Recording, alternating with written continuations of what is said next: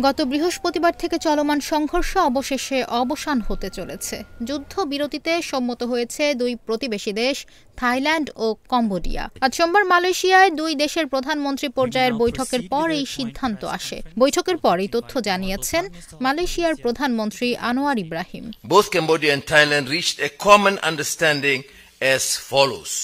British সংবাদ মাধ্যম BBC বলছে, স্থানীয় সময় আজ সোমবার রাতেই তাৎক্ষণিক ও নিঃশর্ত যুদ্ধবিরতিতে রাজি হয়েছে দুই দেশ।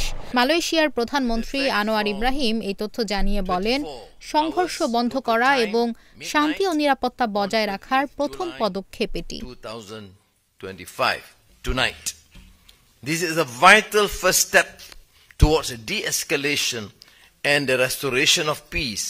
মালয়েশিয়ার প্রধানমন্ত্রী জানান, কম্বোডিয়ার প্রধানমন্ত্রী হান মানেত ও থাইল্যান্ডের ভারপ্রাপ্ত প্রধানমন্ত্রী ফুমথামওয়ে চায়াচাই তাদের নিজেদের অবস্থান ব্যাখ্যা করেছেন এবং তাৎক্ষণিক যুদ্ধবিরতিতে সম্মত হওয়ার ইচ্ছা প্রকাশ করেছেন। এরপর তারা মার্কিন প্রেসিডেন্ট ডোনাল্ড ট্রাম্প ও চীনের কর্তৃপক্ষকে ধন্যবাদ দেন বলে জানা যায়।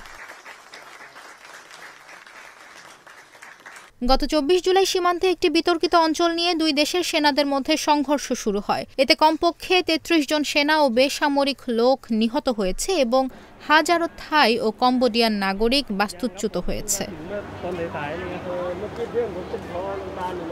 সামাজিক যোগাযোগ মাধ্যমে ডোনাল্ড ট্রাম্প শনিবার বলেন, তিনি কম্বোডিয়ার প্রধানমন্ত্রী হুন মানেত ও ফুমথামের সঙ্গে কথা বলেছেন এবং তাদের হুঁশিয়ারি দিয়েছেন, যদি সংঘাত বন্ধ না হয় তাহলে কোনো দেশের সঙ্গে যুক্তরাষ্ট্রের বাণিজ্য চুক্তি হবে না। উভয় পক্ষই তাৎক্ষণিক যুদ্ধবিরতি ও শান্তি চেয়েছে।